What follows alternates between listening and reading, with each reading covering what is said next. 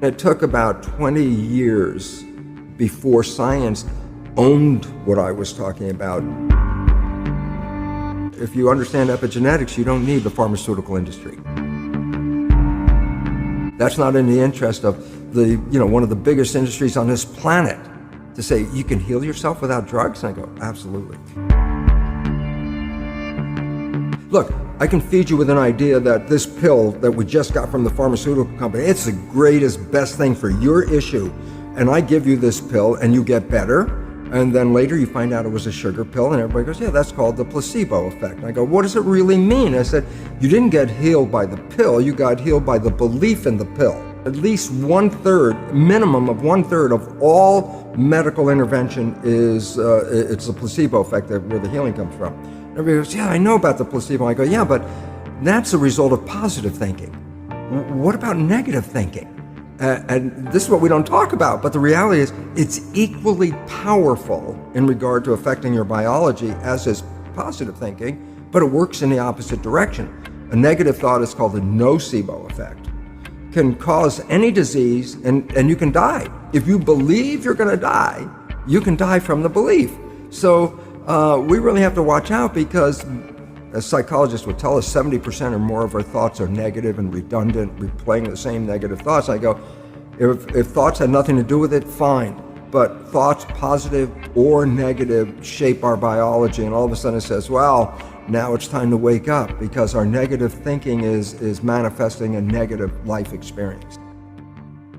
It took about 20 years before science owned what I was talking about and gave it the name epigenetics. That's the new science. Okay, which is the belief that through your behavior you can kind of alter your genetics, pass those on, express it differently. I'm probably using the wrong words. Well, pretty close right now. People talk about it as a reality, although it's still not totally understood or totally believed. But it can be replicated. It is now. It is a science. It's a hard science, and it's the leading edge. Now, I'll tell you where the problem comes from. Not so much the scientists, but the pharmaceutical industry. And the reason why this becomes important is because the pharmaceutical industry runs the show in medicine. And if you could put this kind of healing that I'm talking about into a capsule or tablet, they'd be talking about it right now. But this is a consciousness healing, and you can't sell it. And so what's the result? They're not interested in it. And they, through their money, which is massive, actually determine the curriculum in a medical school.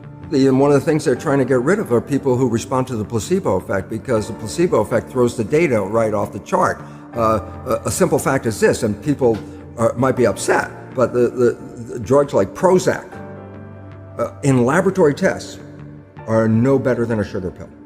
And that's how many billions of dollars a day on this planet are spent buying Prozac. Yes. Or statin drugs. Statin drugs help less than 3% of the people that take them. And in fact, they cause side effects that are dangerous in about 23%. So you help 3% with a drug, 23% are getting toxic from the drug.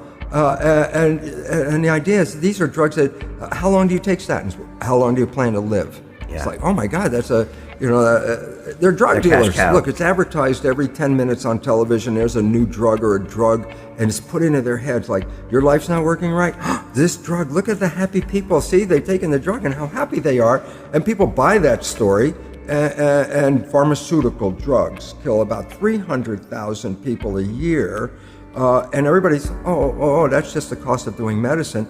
And yet they have a war on drugs, which kill less than 30,000 people a year. And all of a sudden you got a war because 30,000 people died. 300,000 people died. That's business as usual. Okay. How do we break this cycle? How do you fight these huge companies? Basically stop buying the product. And you say, but how can I stop buying the product? And the answer is, well, empower yourself, because you're the one that controls all this. Any drug that affects you got to understand this. If I take a drug and it affects me, the reason why it affects me is because I have a natural equivalent of that drug in my own biology. You don't take a drug and it affects you and you have a receptor for that drug, like you were having this protein receptor for a drug you may never take. That would be silly. So if you have a receptor for a drug, then by definition, that receptor was already there because there was a natural drug.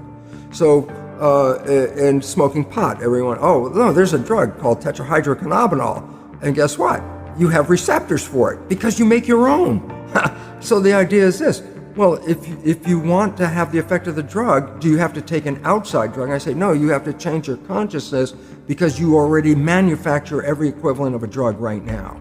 And the idea is, if you're not manufacturing it, then that means your consciousness is not supporting you in your health. And it's really an adjustment of consciousness, not an adjustment of your biology.